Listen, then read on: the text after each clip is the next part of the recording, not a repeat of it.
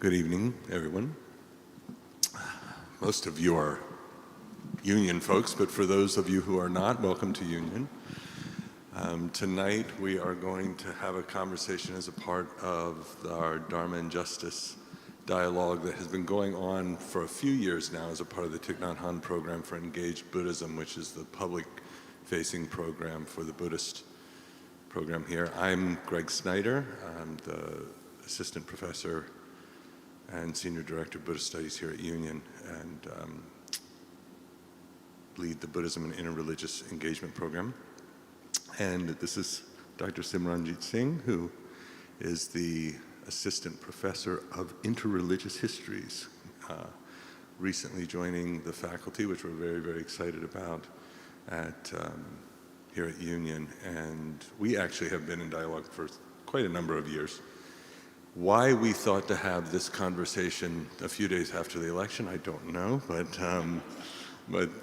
here we are, and so we'll do our best. I think what we're going to do is just talk for a little while, and in terms of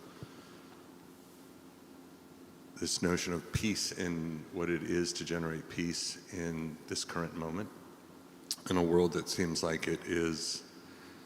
Very specifically, there seems to be a rise in the popularity of authoritarian governments and the outcomes of that kind of ruling. We were talking about earlier how these regimes seem to even be expanding outside of their own countries and extending violence all over the world, and that the popularity is growing. And so what is it to even think about peace or to manifest it in a time like this? So this is a question that we have from our different traditions. And so we're just going to talk a bit about that, and then we would love to hear what you all are thinking about after that's finished. I don't think we're going to put a hard time limit on it. Whenever it feels like that transition happens, it'll happen. And I also feel like interrupt whenever I feel fine with this being fluid, and you good with this? They can just, if something just is burning to be said, please say it. So, would you like to say anything? Not really. So maybe we start, what did we talk about being an opening question? Really was kind of how do you think about this or practice with generating peace, or just addressing this moment in your own tradition, in your own practice, how it shows up for you personally? Yeah, thank you. I mean, it's, as you're saying the questions out loud, it's very clear to me that I don't know if I actually have any answers. And I think that, to me, is very much part of our tradition. Typically, as I've understood it, anytime you think you have certainty, you're probably off course. And I felt it, very sharply this past week, where, those moments, like I felt on Wednesday, of just disbelief that transforms into hopelessness. Like what is going to happen? And it's a different kind of uncertainty, and it actually made me think of this Punjabi folktale that I first heard from a human rights activist who had uncovered a number of mass cremation sites, and his life was being threatened, and as he was actually giving a speech in Toronto, and a number of the community members asked him, please don't go back to India because of the risk. And in response to that, on stage, he shared this Punjabi folktale, which I turn to in times of real uncertainty and also hopelessness. And it's a very simple story. I'll share it with you. It says, on the first day of existence, when the sun started to go down, everyone became afraid, and they were worried, what's going to happen to us? What is this darkness? It's unfamiliar. And also, will we survive? And the people are upset, and they're concerned, and they're wondering. And across the fields in a small village, there was a lantern that flicked on its wick and said, I challenge the darkness. And as the other lanterns around it saw this, they were inspired, and they turned on their wicks too. And to me, it's such a helpful reminder that you can only do so much, and at the same time, you still have the agency to do something. And so in that moment where I feel disempowered and hopeless, and there's nothing for me to do, I realize actually there is something that I can do, and it may not fix everything, it may not solve all suffering in the world, but there is a role that I have to play, and perhaps if I do that, then it might move other people to do the same. That's just a small story that has been serving me this past week especially, something that comes from my cultural and my tradition. But I'd be interested to hear from you. What are you leaning into in this moment in terms of where you find hope? Maybe it's a practice, maybe it's an idea, maybe it's a story. I think I'm struck by what you're saying about certainty, because that's true. That's true for the Buddhist tradition too, is that certainty is in the way that we normally think about it, which is the connection to an unwavering belief in some way, and actually to meet. There's this story in Zen where a monk is about to leave the monastery and go on pilgrimage, and the master of the monastery asks him where he's going, and he says he's going on pilgrimage, and he says, "What's the point of pilgrimage?" And the monk says, "I don't know," and the master responds, "Not knowing is most intimate." And there is this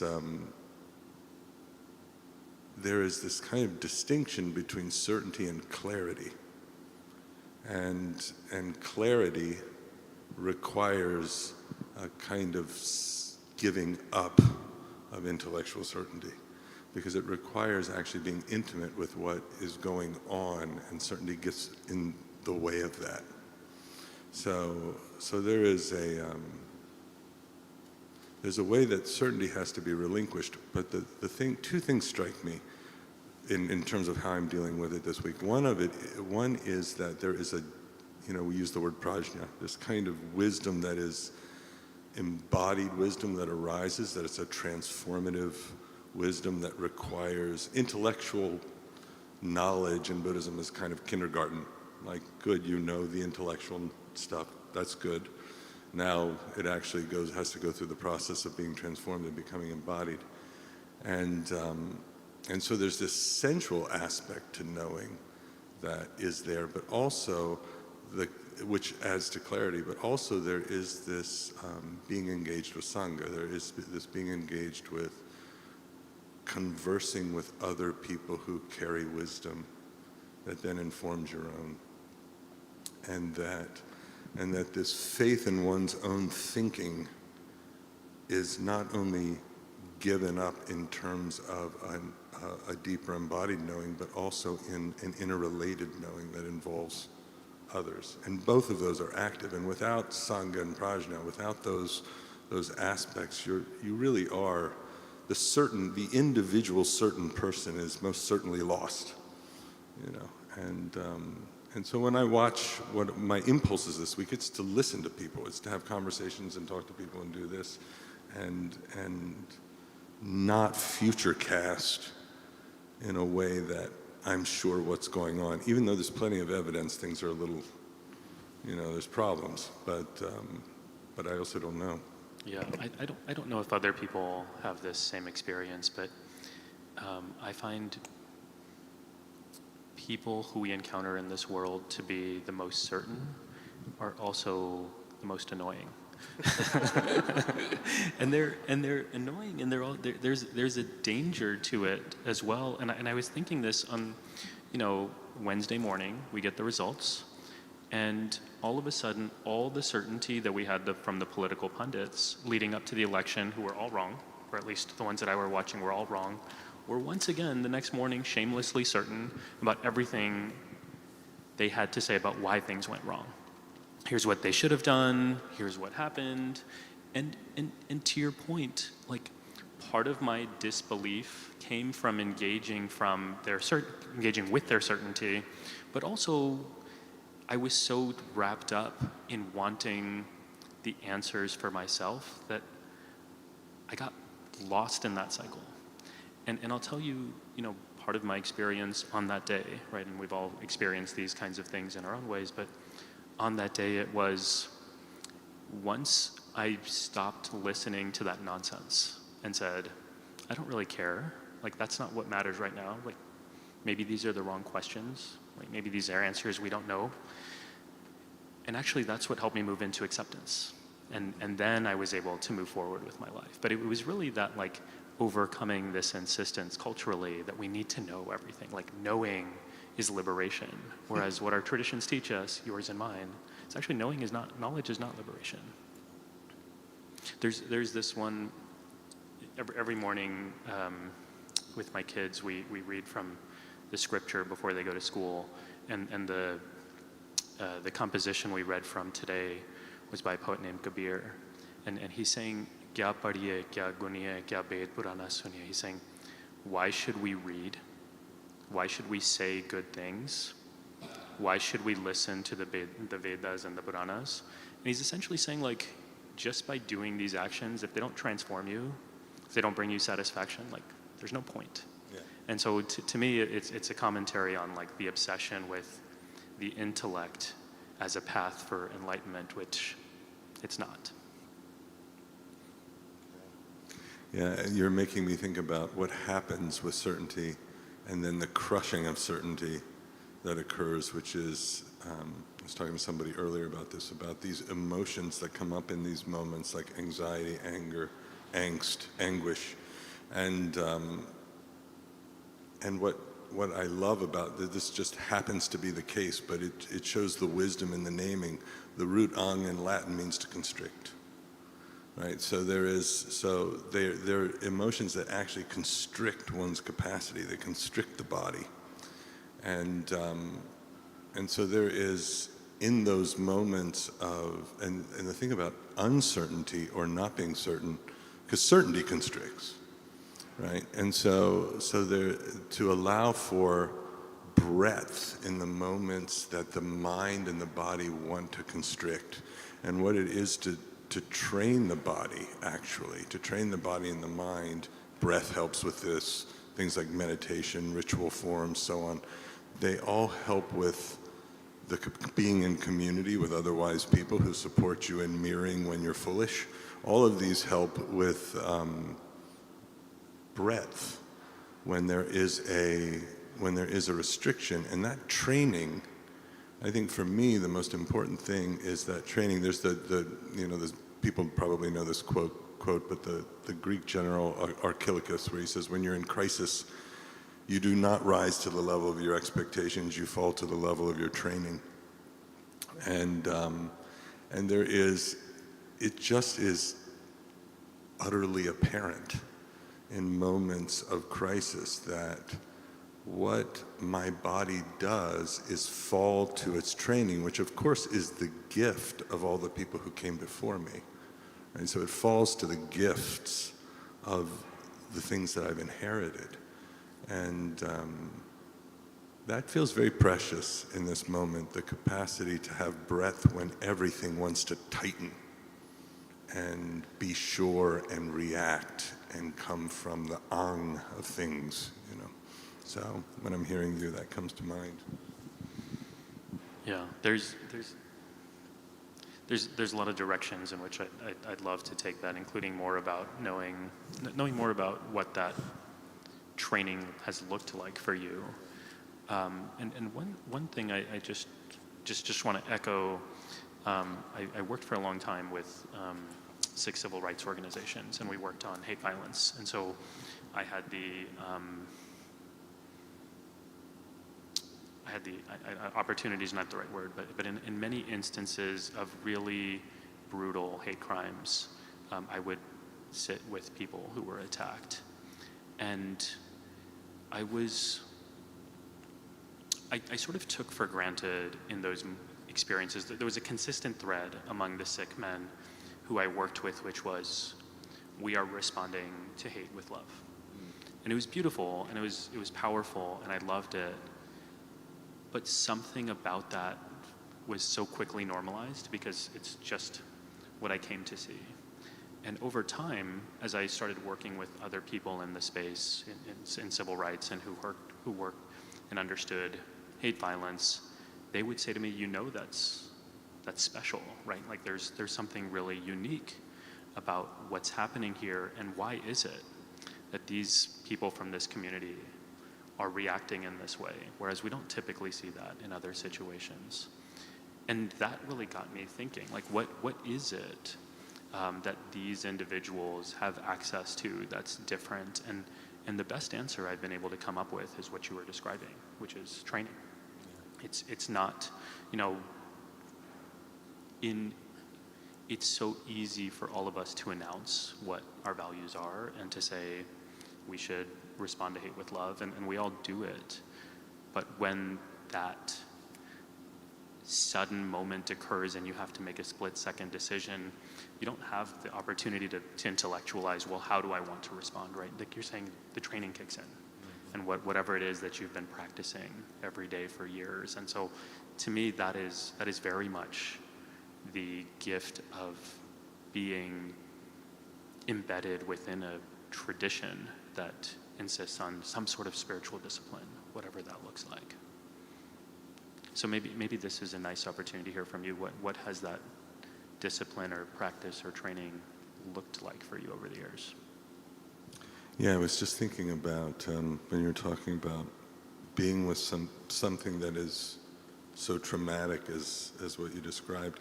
I mean, I came to this practice because of there are a lot of reasons, but one piece of it was having been in international activist communities that were in highly violent situations, and witnessing things that were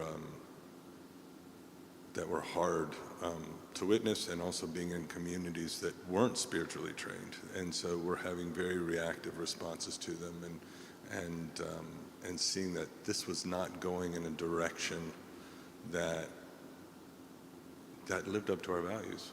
Actually, our responses were not in line with our values. And then the question is why?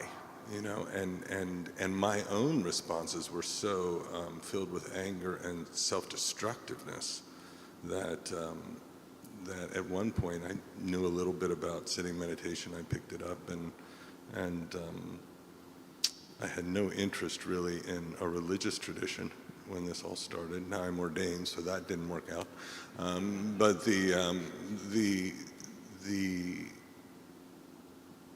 that insistence on being, the interesting thing about stilling the body is that all of the compulsive responses that we use to, in some ways, ignore our own karmic habit patterns, like we have compulsions to do something, or we have suffering or pain or whatever it is, and then we have all of these actions that we do in order to ignore that, to not, and we do it almost thoughtlessly. We don't even, it just happens. And so sometimes we don't even know how we're reacting to situations. And to set the body down and not allow any of those things to happen throws everything in your face.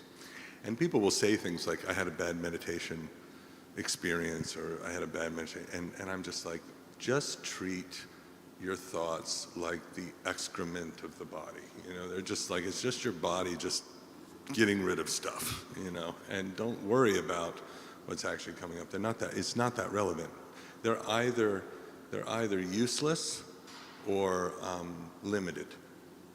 So thoughts are not that important, really. And the thing about that stillness over time, at a certain point, the hold that these constrictive emotions had on me, they just didn't have in the same way. But it required walking through fire. It was not, there's this initial thing about picking up some of these practices where it's like, oh, this is so great, I'm starting to relax. And then there's a certain point where you actually have to come face to face with your own karmic habit patterns, and that is not at all comfortable, and it's quite awful, and you have to move through it.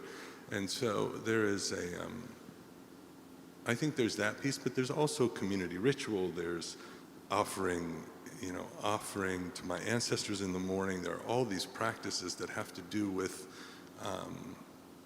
not only stilling karmic habit patterns, not only seeing their conditions, but also contextualizing me in a larger community of beings, both living and not living. And then eventually my body and mind gets to the point where it's no longer grasping some person. It is, it's the rising and falling of everything that is happening. I often say to the class, all of you are more me than I am right now. Right? There really isn't a thing in here. It's just made up. So this is what I am right now. Simran's who I am right now. And when that happens, something fundamentally shifts with that breath, that the emotions can come up and they can fall away, and they don't rip you apart. It doesn't mean they're not good information. You're just not tied to the horse anymore in the same way. So that's some of it. Yeah. You? Well, you're making me think about, like when Greg and I were chatting about what we should talk about, we didn't script this, so I didn't know it would go in this direction.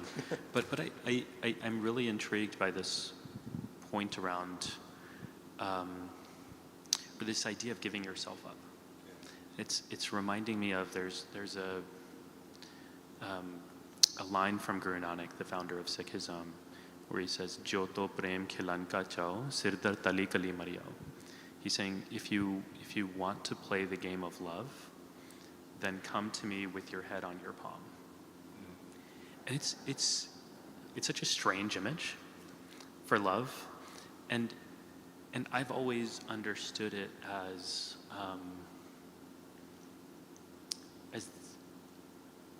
something that you are willing to make the extreme sacrifice for, right? Like I'm in this with everything I have, right? I'll give my life for this game of love.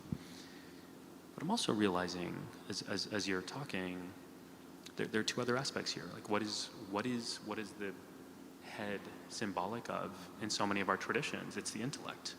And so you have to let go of the intellect in order to enter into love and a loving relationship. And as someone who is married, I will tell you, oftentimes the intellect gets in the way, right? Like that's where the arguments happen.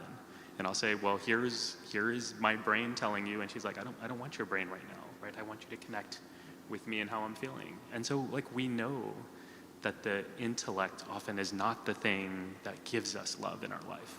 It can be a core of it, right? Like so for me, theology and using my brain to understand the idea is the seed, but it's not the plant itself.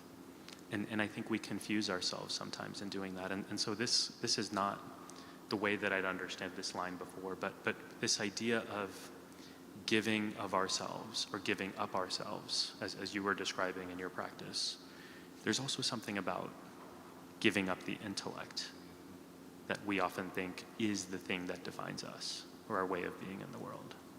Yeah. Yeah, it's great because there's this Zen phrase of chop your head off, which is which is very similar, and so there is. So you know this, and I think this is one of the confusions, is when you're looking at the Indian or the Chinese tradition, the mind, whether it be chitta or whether it be shin, is here, right? And so there's not as, when you understand your mind here, there's not as much risk of cutting your head off. You know, it doesn't really end anything. And it just gets a kind of annoyance out of the way for a little bit. But one thing I want to hop on in what you're saying, which I think is so important, is, and this has everything to do with peace, because I think it has everything to do with connectivity, and peace and connectivity are so deeply they're so deeply related, which is that the body has a sensual wisdom when it knows other bodies and life to be interleaved with itself. And we cannot know that from here. We have to know that from here, right? And there is what's interesting to me about spiritual and religious traditions is at depth there is a knowing of this, and at the same time, the traditions can't control it. It's very scary to a lot of religious traditions, kind of central knowing and central wisdom, and they often can fail us in actually giving real instruction how to live from that place. And which I wrestle with in my own tradition. I look at it and it's like, my tradition's telling me this, and at the same time, it is trying to control it in certain ways. It happens. So it's this fascinating place of it's necessary and it gets out of hand because it's powerful, you know. And but without it, I'm not sure we have much of a chance. Without that deep central interlacing of human bodies beyond the nonsense we've been taught to think about each other, you know. So I'll just stop there and see what you think. Well, I have one more head chopping example. I would have never connected these aside from this theme of chopping heads, but there's a Sufi poet, Baba Farid, and he has this couplet: Ut Farida ujusar subha navad gujar, jo sir sai naneva so sir kaputar. So he's saying, Baba Farid is Muslim, and he's saying, wake up in the morning and do your morning prayers, your salat, your namaz. And he says, the head that does not bow, jo sir sai naneva, the head that does not go down in the morning, so sir ka, that head deserves to be chopped off. Yeah. And that's not what you'd expect from a Sufi, right? Like that's, and what is he saying there? Like what I've always understood this couplet to insist on is, if you are not doing the daily discipline, then like you don't belong. And what I love about that, for me at least, is it's so easy, especially in devotional traditions like Sufism or Sikhism, to just go inward and say, all I need to do is feel good or be a good person, and you know, there's a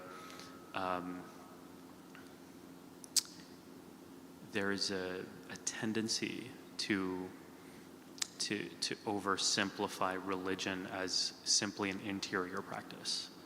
But the embodied disciplines are so important for holding together, as you're saying, that sensual wisdom that we don't always know. You know, it's so funny. Like, if you ask a Sikh why they wear a turban, every Sikh will give you a different answer. Like, we don't like the Guru's never said, here is why you're wearing a turban. And for me, I'll say like, well, it's anti-caste and anti-imperialist, and I have all sorts of explanations. But like, it's all just farce, right? Like it's all just sort of made up. But what I can tell you is the experience of wearing a turban and how it's functioned in my life to form the kind of person I've become has actually been like a wisdom that I would have never been able to understand. If somebody said, do this thing because this will happen, I'll be like, well, I'll do it a different way. Or I'll like do it in a way that's not so hard. But like the difficulty of it is actually part of the practice for me, and it's transformed me in a way that I've really loved. That's so good. Two things come up for me. I was thinking the importance of prostrations. Just the importance of the act of prostration, and what was it? If you don't prostrate, chop your head off. So it makes sense, right? Because if you don't prostrate, your head is always above everything. Like you're always holding your head above. And the act of, like, you shouldn't have a head if it's always above, right? Get rid of it. But the act, there have been a number of times in my life, we always like sit, the Zen school is very much about sitting meditation. But there are times in my life where actually, many times, where if I was overwhelmed by a certain kind of a suffering, I would just start prostrating. It wasn't sitting meditation that drew me, it was prostration. And I would just go, and there's something about the head going below the body and touching the ground that is deeply profound. And it shifts the entire understanding of what, because I think humans, we get very, very confused with this head above everything all the time business.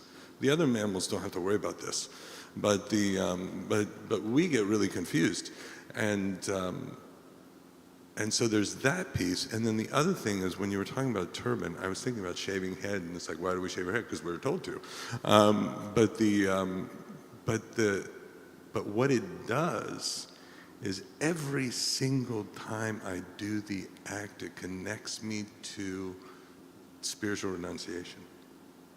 Renunciation as, not as a necessarily even a particular set of actions, which it can be. There can be things that you say, I will renounce X, Y, and Z, but as an orientation toward the world. That renouncing the views of this mind, and the way I would love as a karmic person to push it out onto everybody else, but to renounce that and say, no, I'm not pushing it out. I'm going to receive and give that up. And if there is a pushing out, if there is a something coming out of this mind, may it actually be in renunciatory service of the beings that I'm speaking to. And things like prostrations and shaving your head, they do that to you. You can sit there and think about it all day long, and it's not going to do the work. It's the ritual that does the work. Yeah. I'm enjoying this. I hope everyone else is. So this is cool. This is what it's like to be friends with Greg. These are, as you all know, these are the conversations he has. So at some point, I promised to stop giving you Punjabi lessons, but here's one more. There's this. So the Sikh scripture is written in verse, in music, and the opening composition is from Guru Nanak, and it's one that we recite every day as part of our daily practice. And there's a question in the first stanza at the end of it, and he says, "Give satyara hoye, give kure to tipal." And in a way, it feels to me like the essential question of the tradition, which is, how do we give satyara hoye? How do we become truth? And how do we break the wall of falsehood? Of falsehood. And there are so many ways that we could answer that question. I think there are so many ways we can anticipate how a wise person would answer that question. And the answer that he gives in the following line is, it made no sense to me for so long. He says, Hukam rajai chalna nanak likhya. He says, learn to live in the way of the world. And to me, that's like, what does that have to do with truth? Like, how do I become truth? Like, maybe you tell me to live with integrity, or maybe you tell me to live into my values, or whatever, but like, what does it mean to live into the way of the world, and what does that have to do with breaking down falsehood? And I think what I've come to understand, at least so far, is this point you've been making around perception. Yeah. That I think I understand the world, I think I know the world. And this idea of certainty that we are constantly seeking, we think that is what is going to bring us into truth. Whereas the reality is, and we've experienced this in our lives in different ways, letting go is actually when the wisdom comes. And the not knowing and the embracing of the not knowing and realizing that I am not who I think I am or you're not who I think you are, right? And that's, we can talk about that in a very existential way, but we can also talk about that in a very political way. Like we were talking about, I was giving you an example of a stereotype that I had made earlier today. And like, that's a real thing for all of us, right? We think we know somebody and then we get to know them. Or I mentioned to Greg, like, here's what I thought about this person. He was like, no, that's not that person. And I was like, you know, we do these kinds of judgments all the time. And so letting go of these kinds of evaluations, I think is what I'm understanding as the liberation. Yeah. Yeah, it's interesting because when you bring up the political piece, I mean, we're in the middle of a war of grasped views, you know, and everybody is correct. But the problem is like when the views are grasped hard enough and there's power behind the views, like actual political power behind the views, then it becomes war. It becomes the death of people. It becomes murder. It becomes danger to people. So it's not, there is something about, I mean, I think this is our tradition, share this, there is a real understanding that the grasping of a view can, and often does, lead to violence. And everybody, you know, it's so interesting to me about human beings, everybody believes that their perspective is the right one. Everyone. And it's, so when people are sitting and saying, but my perspective is the right one, it's like, but so the other person also believes that, you know, and it is, so then the question for me always becomes not whether my view is true. I'm not particularly interested, but is my view causing harm? Which is a different question, right? To talk about the truth of my view is to put everyone in danger. To actually ask the question, is my view or the way I'm relating to my view, which is usually the issue, causing harm? Then I'm asking a question. And if I wished anything for our society, I really wish people would just ask the question, is my view causing harm? Rather than, am I correct? And then what happens, and I mean this as a sincere question, when, and we hear this all the time in our political environment today, where people say,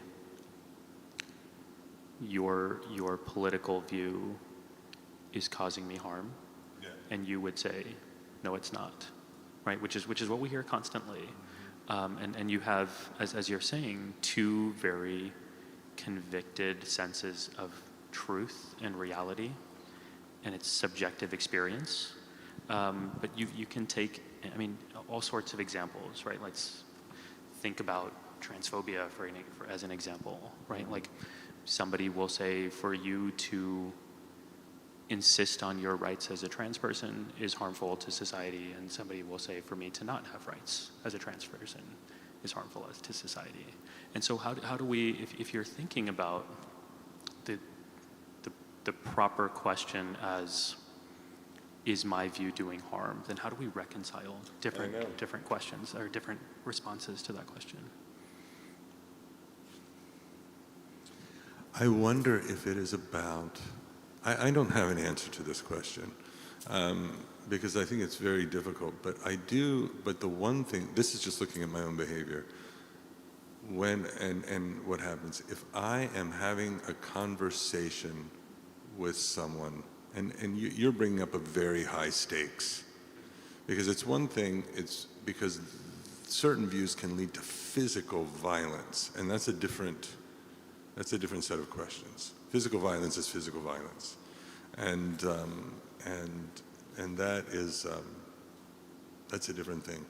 But if we're having, and the interesting thing about physical violence is there are people who believe that they have the correct views who cause physical violence, even people that I agree with their views, and I can't go with them to their view is so correct they get to cause violence.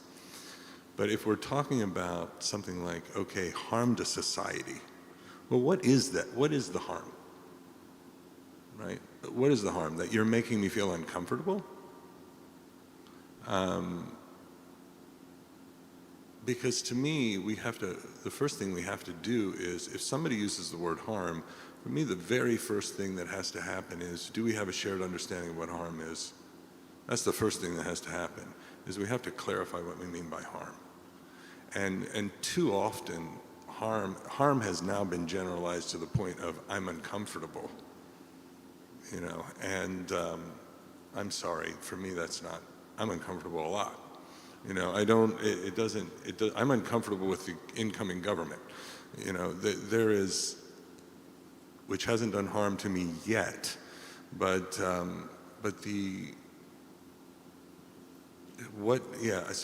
me that's the very first thing, is what do we mean by the words we're using? And I don't think we really take enough time to actually do that work, because in Buddhism, harm means a very specific thing. It means that which throws you off the path to liberation. That's harm. Harm is the thing that throws you off the path to being free and realized. It's not necessarily, so there are Dharma masters who, when their student says something, they smack them across the head, right? In our society, we would call that harm right away, but in the culture where that's happening, if that leads that person to have the realization, it's not harm. So it has to actually be, we have to understand what we're talking about. And I think we often don't. We just haven't explored it enough to say what we're talking about. I kind of cheated because I used the time while you were talking to think of what I would say if you asked me the question. And I also don't have an answer, but one thing that where that line of thought is leading me is so I agree fully with your point about harm, and even in the example I gave, like the two different perspectives are saying very different things about harm, and so I think that's really important. And also, when you ask the question, well, harm to what, or to what degree? I think a lot of times the answer would be, well, to my sense of self, to my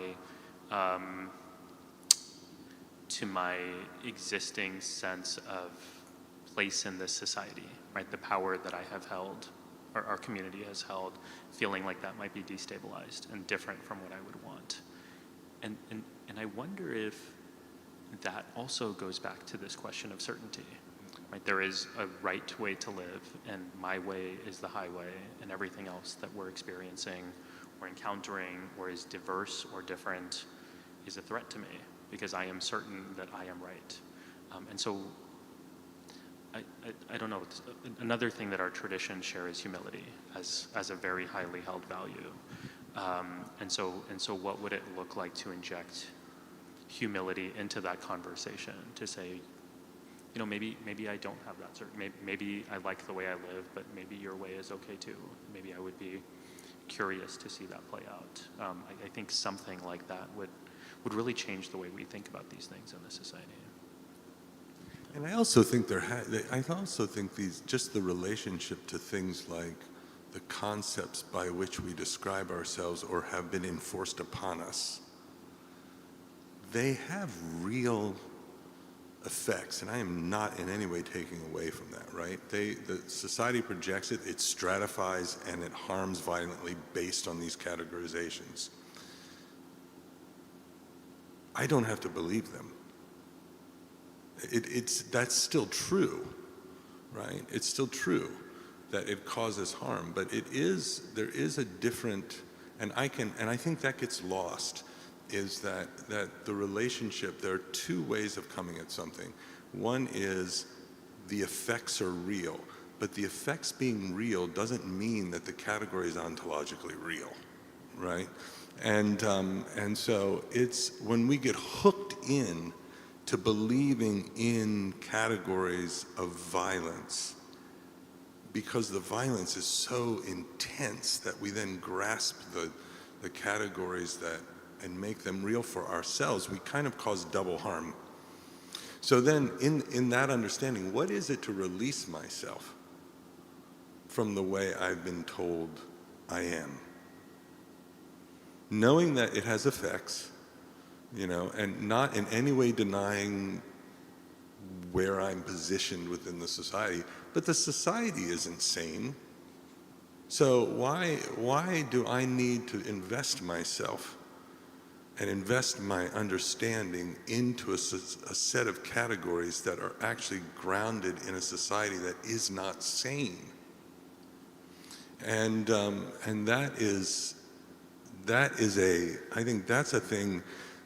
It allows me then, so if something comes at me, right? I mean, if somebody physically harms me, again, different. But if something comes at me that is going after my identity, it's like, that is theirs. Now, if they're going to use it toward harming and destroying communities and so on, again, all real. But there are these degrees of finding one's freedom within that, which that interests me.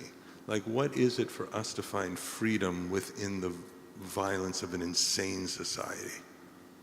And that's where I think our spiritual traditions have tremendous power, because we can find sanity within insane societies. We know it's a lie.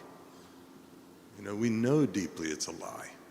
And so to free oneself up to not get caught up in it so one can love while the lies are being flung around, and then protect the people who are in actual danger. Instead of me thinking because somebody said something bad about white people that I'm supposed to get upset. I don't care. I mean, say what you're going to say. Okay, I'm gonna ask you another hard question, but I'll buy you a little time by giving a reflection. So the question I want to ask you is, how do you make that double move?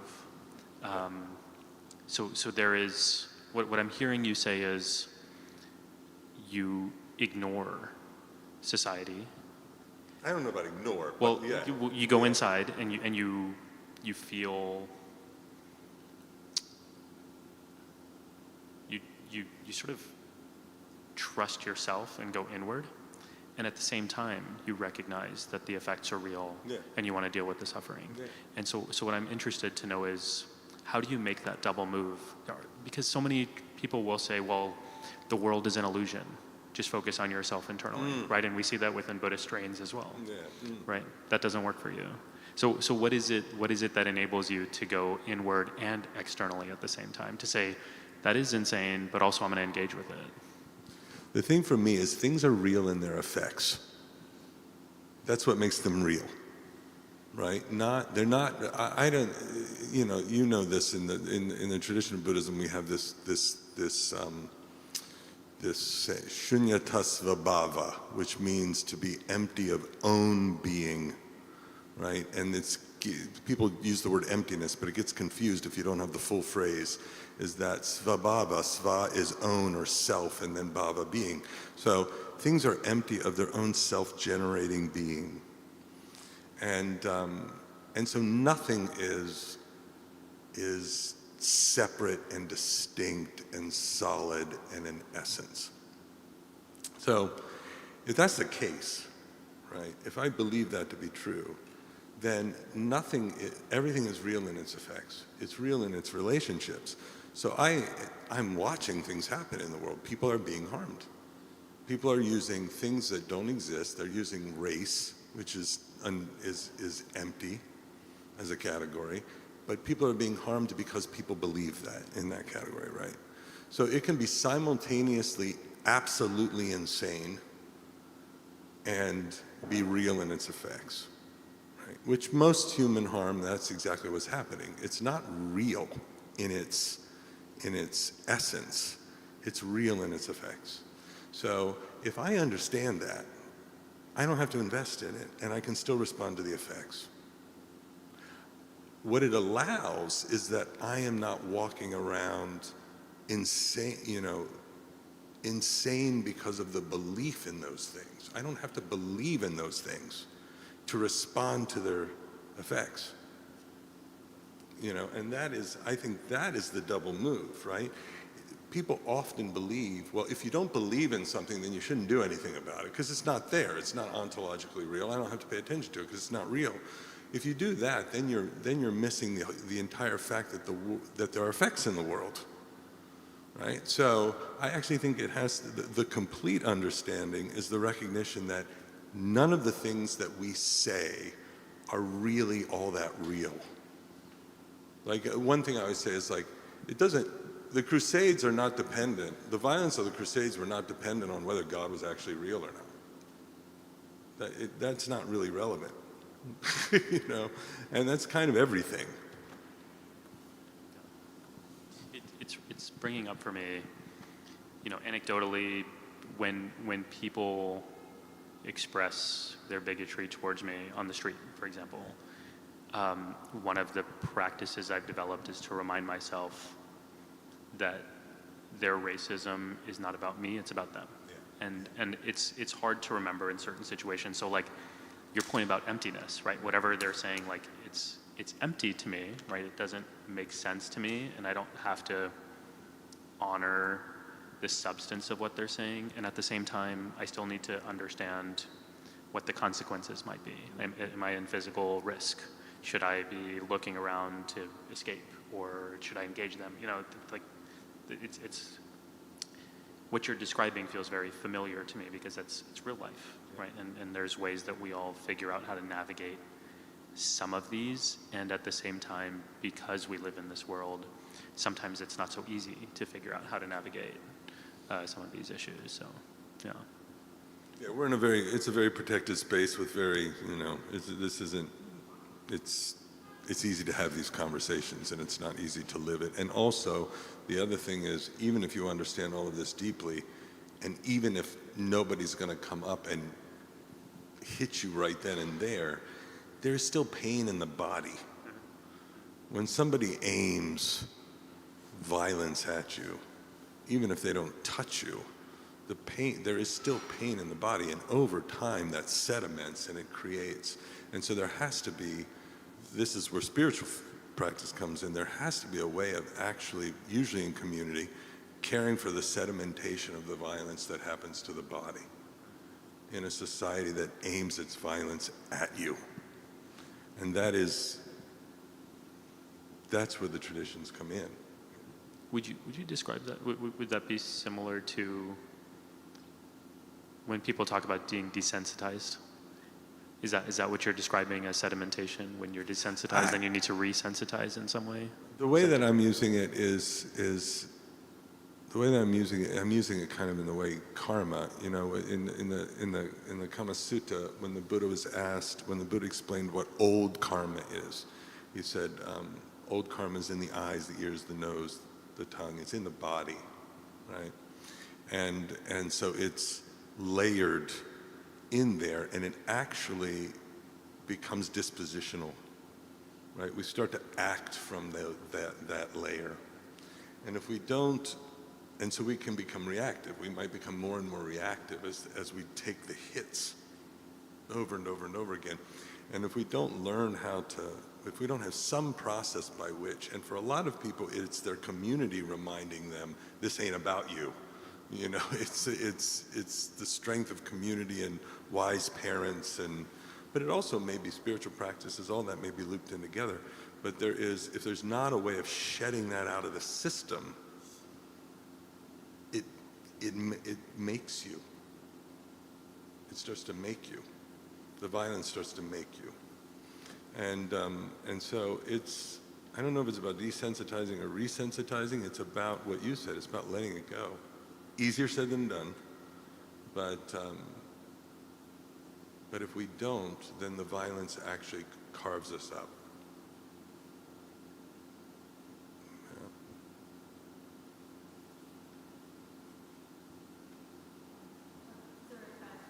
Please. Do you want a microphone? Yeah, let's pass it around. Thanks.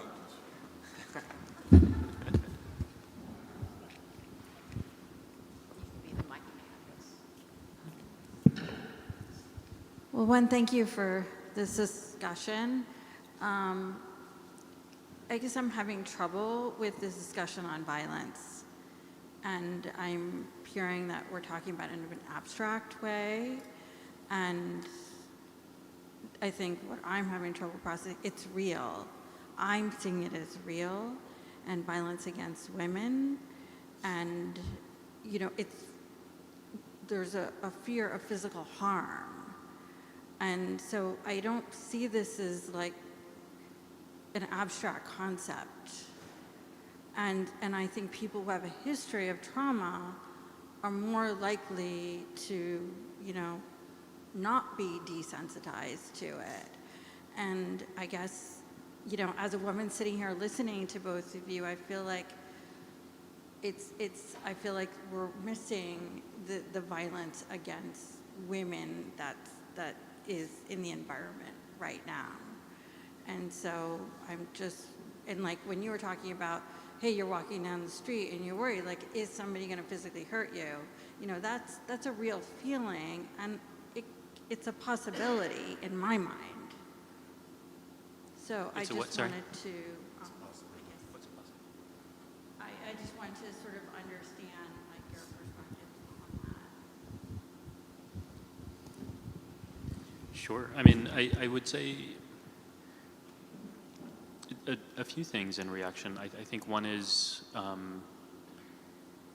yes, we are in some ways theorizing, pontificating, reflecting. I think that was sort of the intention of the conversation, to see where we are personally on these issues. And also, I mean, I don't want to speak for you, but I think we are very much aware of all types of violence that are being inflicted, and we are anticipating will be inflicted in the coming years. And I think that is a very, it's very much animating the kind of conversation we wanted to have, especially around, well, how can we think about these things from our spiritual traditions that might give us some skills and tools that have served us, or at least that's where my head has been at. But I would say, and I think this is a really important point, that violence in our world is not abstract, and violence against many of our communities in this room is not abstract. And there are ways in which we can, that in our culture right now, we misrepresent what actual harm is to our own detriment. And that is, you know, we might call something, it's a limitation of language. We might call something violent, which isn't physically harmful, and then mislead people, and then end up in a situation where people are like, boy who cried wolf, right? And I think there's something important and interesting to say about that, whether we need better language around layering or a spectrum of the kinds of harm we're trying to identify. I think that's a really important element of this. And the last just very brief reaction to your comment is, and it goes back to something we were saying before, that we were talking about the certainty of truth in the way we think about it in this culture, and I think what's really important is we each have our own lens, and we each experience the world in our own ways. And for me and for Greg, we are sitting up here as men who are not primarily thinking about violence against women. And I think that's, in terms of subjectivity, a really important thing for us to keep in mind, that the things we are saying might be true for us, but they won't be true for everyone. And your experience is true for you, and it may not be true for us. And so how do we account for the multiple realities of truth in a way that our society typically doesn't allow us to do? I think it requires a different way of thinking. So I don't know if you want to add anything or if you want to add more. I think for me, this is a very personal question for me, because one of the reasons that I came to this practice was recovering from a life of violence from men against me and my body as a child. So I am very aware. We can talk about it and I am very clear that walking down the street now, I am in a different situation than you are. But my body knows really clearly what it is to be terrified of men. That is not a thing that I am in any way, and if I am ever afraid, it is afraid of men. So it is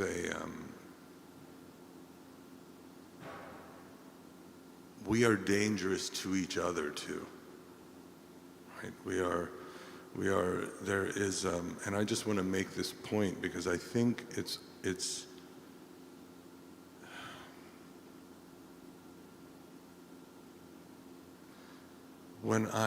took me a very, and this has changed for me. I have the luxury of being able to grow into a big body and be in a very different position. But there was a whole process for me still, and this is why it's not abstract for me. For me, this is not abstract. For me, actually moving through the process of not being terrified all the time. When I first started Zen practice, if I had to say 3 words in front of people, I would literally be sick and vomit for 2 weeks before that had to happen, right? Because of such terror. And so there is a way in which there had to be for me a moving through the internalization of the violence against me and the threat of it in order to move in the world. And oftentimes when people ask me in class about, well, how do I deal with the internalization? And I always just say, talk to women, because women have to figure this out all the time to walk down the street. They have to figure out what it is to walk through a society knowing that danger is not just in the street, but possibly in their home and possibly in the most intimate settings of their lives, and it's on and on and on and on. It's constant and it's real. And so then, what I think is not abstract is probably every woman in this room has, to some degree, figured that out. What it is to actually work with the constant threat and be able to have a mind that isn't overrun by that threat. So I think what we're talking about here is actually not abstract at all. You've had to do the work of doing exactly what we're talking about, which is to be able to walk down the street and the body and mind not give in to the reality that this could be the case, because otherwise you would just never leave your house.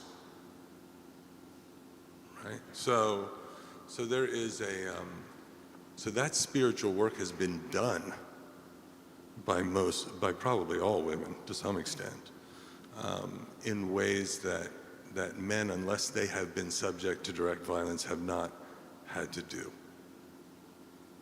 And so that is, it's important what you bring up, but I believe that the conversation has direct relevance on what it is to survive when you are in the world of always being threatened. Otherwise, there's no freedom for oneself.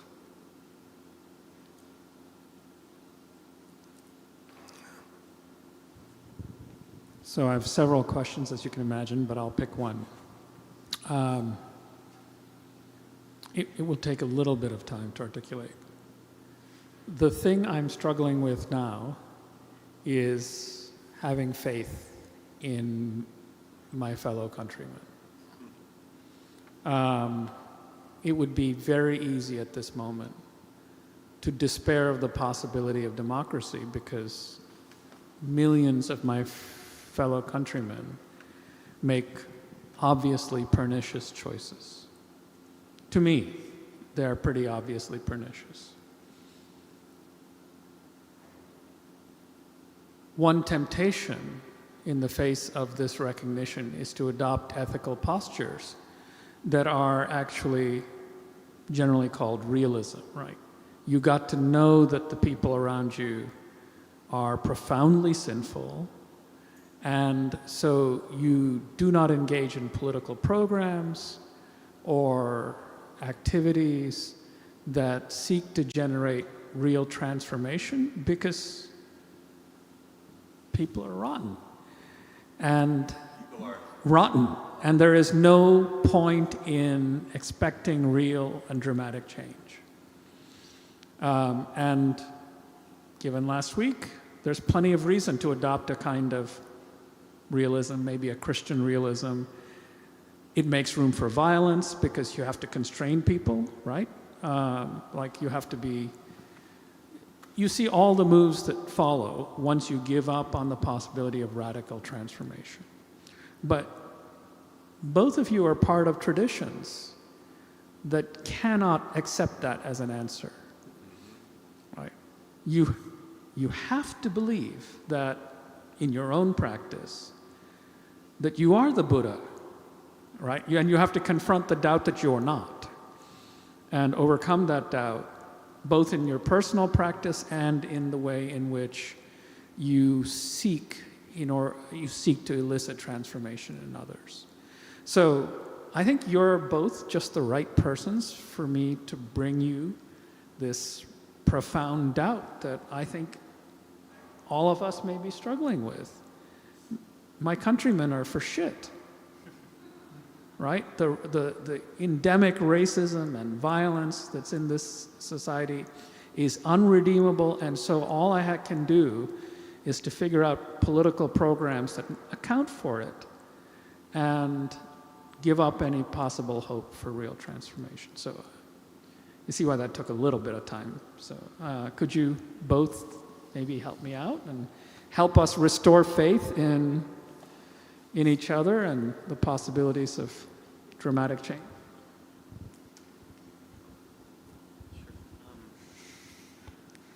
I mean, I'll admit I've been feeling the same way this week. It's been tough. I mean, aside from the results of the election, that's probably been the hardest thing. Walking around the street, and if you look at the map of New York City or Manhattan, like, it's very different from what I expected. So all kinds of doubt. I think what my tradition would have to say about this. Or my interpretation of my tradition would look at what are the rationales people are giving for why they voted in the ways that they did, and what we are finding is, for the most part, it's coming out of self-interest. There's a very strong contingent of people who are talking about grocery prices, how hard life is. I mean, we've seen all this analysis, and what I think my tradition would say is self-interest is the source of your pain. That your self-centeredness, your ego, your inability to feel connection with the rest of the world is exactly the disease. And in different traditions, it is described as a veil of illusion, that disconnection, that once you can remove the veil, then you are able to see more clearly the interconnectedness of people, that you are not so isolated from others, and you are able to not just vote in your self-interest, but what's for the greater good. And so that is how I would read what I'm seeing happening. And to say, where does hope come from? I would say, this is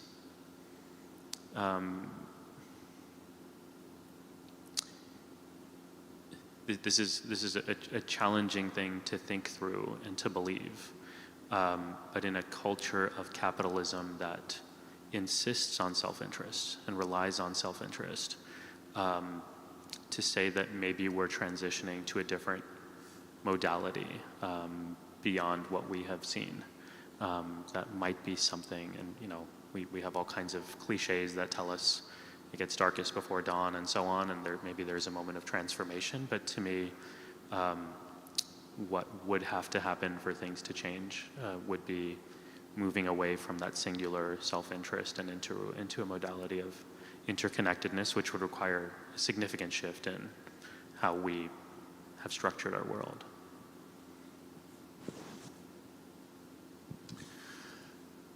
I don't know what's supposed to happen. So that's the one place where I have no idea what's the world is supposed to look like.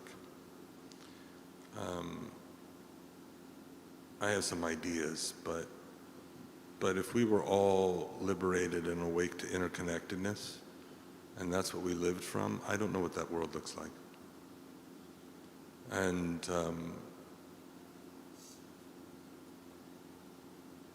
And so for me, hope just isn't tied to an idea of a particular idea of a future. That's one thing, because I don't know what that is. And if I tie it to that, then I'm just going to be confused. I'm just going to be tied to a horse that's running rampant through fields that, I don't know where that goes. And so in some ways, hope, I don't use that word so much as faith. Faith has more meaning for me than hope. That's what I'm asking. Yeah, faith. Faith faith comes from knowing our interconnectedness now.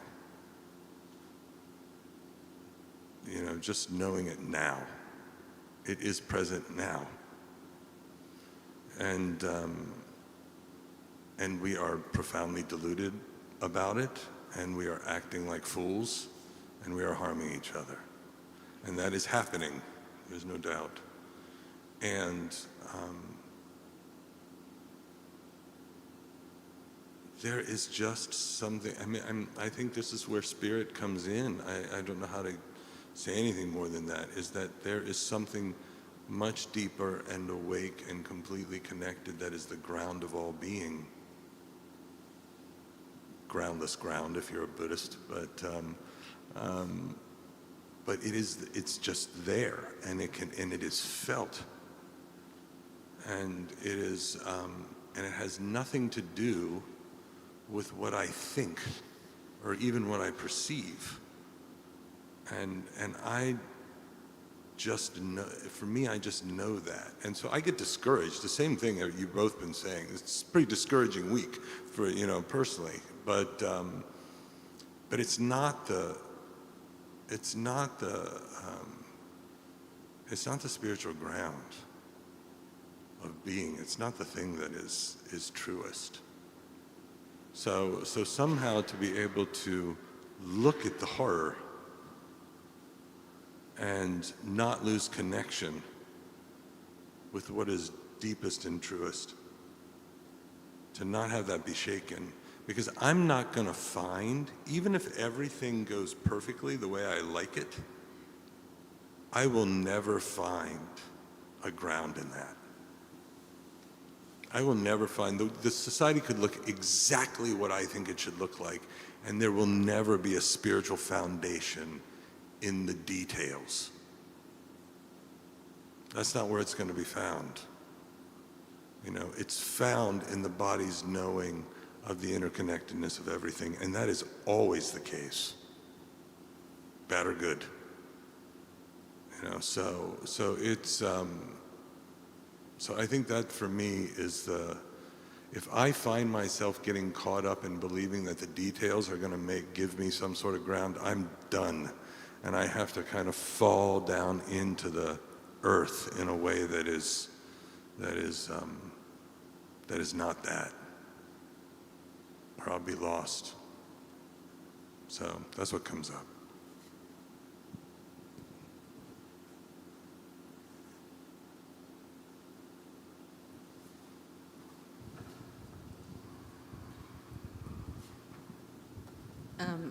It,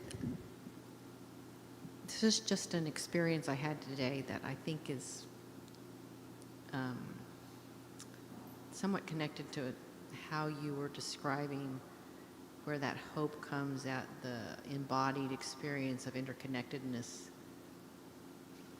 versus sort of an experiential idea which has effects that are very real. I have a phlebotomist that's been taking my blood for 17 years, and he does it probably once every month. I have to go and have my blood checked. And he is an ardent Trump supporter. And for 17 years, he's been sticking very gently this needle into my arm to draw my blood, literally take my blood out of me. And I trust him completely to do that. And he is extremely tender with me. He doesn't want to hurt me. And I was sitting there having this experience today, having all of this angst, anger, everything in me about what has happened, but I was having this embodied experience at a completely different level of this connection to this person that suggested the reality of a different kind of existence that was real. It wasn't just an imagined future. It was actually real there. I just wanted to share that as a sort of different way of framing that. And I think there's many of those kinds of moments where, and even Simran, what you're talking about, what we don't yet see, but we hope for, but is also always there. It's there already. But how do we, what role do those embodied knowings play in how we move forward consciously and embodibly? I guess is a question I would have. So I was resonating with the experience of what you were describing, but knowing that, how does that then shift how we act, the effects we create? I don't know if that makes sense. Everything. That's everything. And for me, that's everything, right? If we're intimate with the people with us, we can't quite hold on to the nonsense in the same way. And so this has been, poor social media has been picked apart 1,000 times, but it's a problem, because because it's only the intellect, right? It's the reduction of interaction to the intellect. And we're sitting here talking about chopping the head off, right? Well, it's just head. It's nothing else, it's head. So it's like the body's been chopped off. It's the reverse of spirituality. And so it's so easy to destroy each other, find groups, organize around thinking, do all the stuff, right? Hate. It's easy to hate. And it is much, much harder to hate when somebody is caring for you. I remember this story by a Buddhist priest who walked from Auschwitz to Vietnam. He was a Vietnam vet. And he walked from Auschwitz to Vietnam. And at one point I think he was in Kosen, and the war was still raging, and he was talking to one, his name's what's his name? You nodded. Anshin, I forget. I remember his Buddhist name, but I can't remember his whole name. Anyway, he was, I can't remember which side he was talking to, but one of the sides had his shoulder shot, and a doctor from the other side took out the bullet and sewed him up. And so Anshin was sitting there with him, and he was going on and on and on about how evil the other side was. And Anshin kept going, but what about that shoulder? Evil the other side, what about the shoulder? Evil the other, what about the shoulder? And then eventually he was like, okay, not everybody, right? It starts to slip, you can't hold it. And so there is something about our central bodily intimacy with each other where it's like, oh, this is a human person, this is a person, this is a human being. And it doesn't mean that I agree with what they're saying or doing, but it's a human body next to a human body, and that's vulnerable and destroyable and has been harmed and all of that. So I don't think there's any way forward, whatever forward means, any way forward without our bodies together.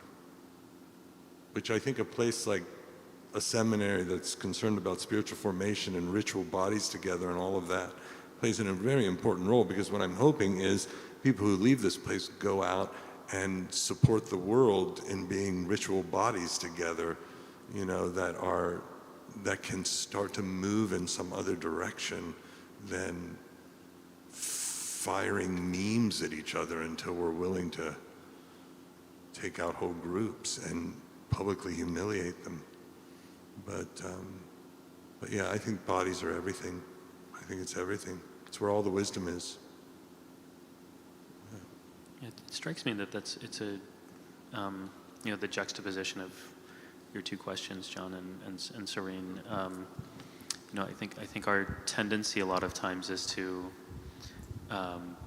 look at the macro level and take a top-down approach, and that lends itself very well to generalizations, and to be able to say, well, those people and these people, and if you look at the political maps or you look at how demographics are, we structure it in such a way from a top-down approach to be able to break down people into groups and then to make generalizations about them. And then you go out and meet people and you realize, I mean, every assumption or stereotype you develop is going to be busted. And so what would it look like for us to become conscious of the assumptions that we hold, and then to go out with intention to go bust them on our own, right? Like, I have a bias against this type of person for whatever reason. I'm gonna go meet some of those people and see if that holds true. And maybe some of what you think is confirmed, but most likely it won't be. And I think that creates a different kind of capaciousness for human understanding. The other thing I wanted to add is, I started this practice when I was a teenager after 9/11, when things felt really dark. My dad one day, we were locked up at home because of the violence, and my dad said, "Aren't we so lucky?" And it was such an annoying dad thing to say. I can't wait to do it to my kids. But I was like, what are we lucky for? And he said, well, haven't you noticed your friends have been coming by to give us meals, and they've been checking in on us, and aren't we lucky to have such community? And to me, it was this really powerful message of we always have the choice to see the good that's around us, but I just wasn't seeing it, right? Like, I was so focused on the negative. And so I started this practice based on that, which I still do from time to time, pretty regularly. When I feel that trust in people, I've been doing it this week, when I feel trust in people eroding, I just go out and I watch people. And what's remarkable is every time I've done it, I will find that people are just generally kind to one another. Like, even in New York City, where like people aren't really talking to one another, right? Like, we will still, like, I was watching yesterday, our class was at the Met, and so I was just watching, and there was somebody